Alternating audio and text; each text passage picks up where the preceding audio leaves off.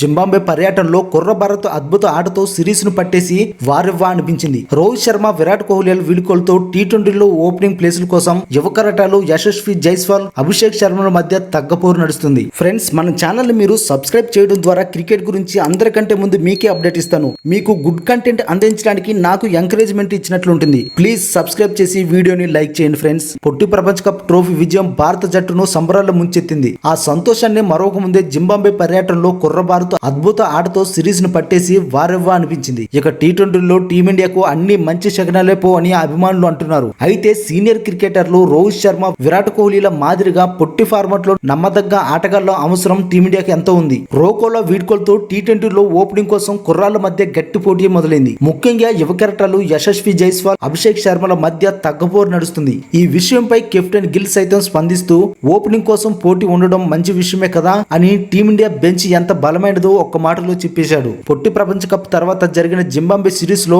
విజయం సరే opening combination పై పెద్ద చర్చకు కారణమైంది. కెప్టెన్ శుభ్మన్ గిల్ జోడీగా ఇన్నింగ్స్ ఆరంభించిన అభిషేక్ శర్మ తొలి మ్యాచ్ లో 0కి అవుట్ అయిన రెండో టీ20లో జూలు విదిల్చాడు. సిక్సర్లతో పరుగు ఖాతా తెరిచిన అభిషేక్ శర్మ సిక్సర్ తో సెంచరీ కొట్టేశాడు. 47 బంతుల్లో శతక గర్జన చేసి ఓపెనర్ గా తాను సరిపోతానంటూ సంకేతాలు ఇచ్చాడు. అంతేకాదు రెండో మ్యాచ్ లోనే శతకం బాదిన తొలి భారత క్రికెటర్ గా చరిత్ర సృష్టించాడు. అయితే world cup hero Yashasvi Jaiswal రాకతో సీన్ మారిపోయింది. మూడో టీ20లో జట్టుతో కలిసిన చిచ్చర పిడుగు తన ఫామ్ కు తిరుగులేదని చాటాడు. ఆడినంతసేపు దంచేసి 36 రన్స్ చేశాడు. ఇక నాలుగో మ్యాచ్ లో జింబాబ్వే బౌలర్లను ఓచకోత కోసిన యశస్వి 97 పరుగులతో అజేయంగా జట్టును విజయ తీరాలకు చేర్చాడు. దాంతో ఓపెనర్లుగా యశస్వి జైస్వాల్, గిల్ కాంబినేషన్ సూపర్ అని విశ్లేషకులు అభిప్రాయపడుతున్నారు. గంగూలీ, సచిన్, సెహ్వాగ్, గంభీర్ మాదిరిగా వీళ్ళిద్దరు జోడీ బాగా హిట్ అవుతుందని అంతా భావిస్తున్నారు. అయితే టీ20లకు కోహ్లీ గుడ్ బై చెప్పడంతో ఇన్నింగ్స్ ను నిలబెట్టేది ఎవరు అనే ప్రశ్నకు రుతురాజ్ గైక్వాడ్ నేనున్నాను అంటున్నాడు. లెక్క ప్రకారం ఓపెనర్ గా ఆడాల్సిన గైక్వాడ్ జట్టు అవసరం కూర్పు నిమిత్తం జింబాబ్వే పర్యటన